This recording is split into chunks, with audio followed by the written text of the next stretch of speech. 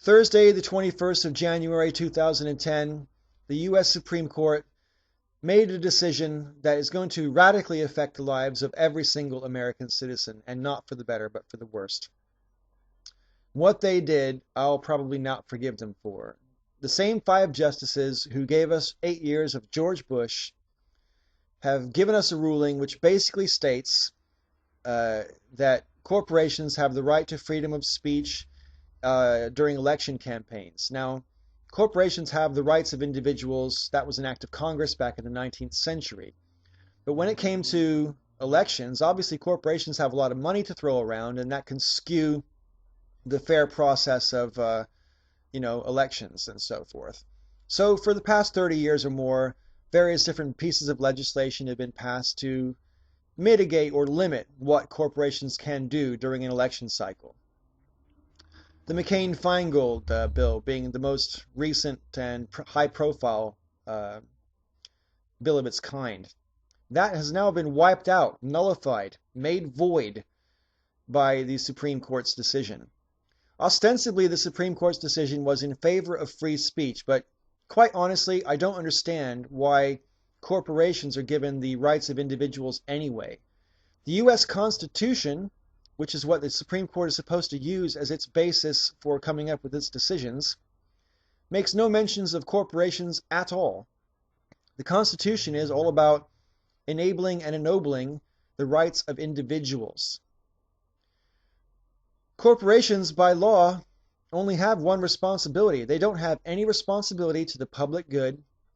Their responsibility is to make a profit for their investors.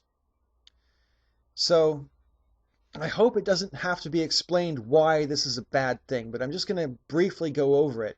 If you're seeking election to a public office in the United States of America in, let's say, 2014, we'll make it a midterm election. And you're seeking election, and you have, say you live in a rural state with a lot of farm communities and so on. So yours is an agricultural constituency.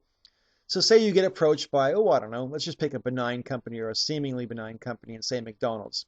One of McDonald's representatives comes to you and says, look, we're going to spend about 20 million bucks on this election campaign in your constituency. I can either spend it trying to get you elected, or if you don't like the sound of that, I can spend it trying to get your opponent elected. Are you going to play ball?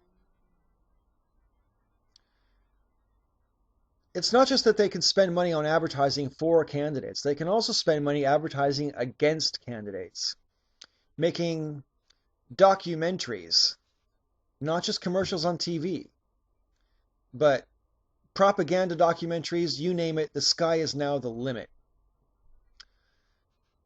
I think this is a very, very, very serious issue. In 3 election cycles, it'll be 2020.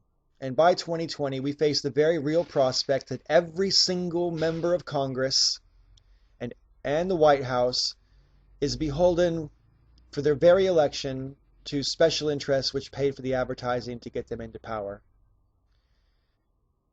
Common people like yourself and myself, we might as well never donate money to a candidate or to a party ever again. No matter how much we come up with, we can be outspent by corporations, especially if they decide to work in tandem with each other. So this issue is pretty serious. The only way I can see of solving it is to amend the Constitution. Now that's notoriously difficult to do, and it should be difficult to do because our founders rightly didn't want us messing around with our Constitution in a cavalier manner. Nevertheless, if we amend the Constitution, then the Supreme Court is bound to honor the Constitution. Above any legislation, they have to honor the Constitution. There's no hope of getting Congress to mitigate against this because in just a few short years, most congressmen and women will owe something to the advertisers who got them elected.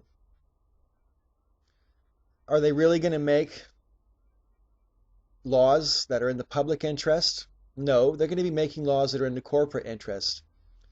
It's that simple. People, this is fucking serious. This is the most significant Supreme Court ruling since Roe versus Wade or Brown versus the Board of Education. I mean, this is right up there. Our democracy has taken a tumble. It is twilight now, and it's getting dark fast. Something has to be done. I agree with Thucydides, who said this morning that more people should be talking about this. Damn right, more people should be talking about this loudly and frequently. Even if you disagree with my position for some reason, and believe me, if you disagree, I would love a video response telling me why you think this decision by the Supreme Court is a good one. Because, you know, my mind is open to being changed, but quite frankly, I can't see how anyone can sell this to me. It blatantly is a disaster waiting to happen.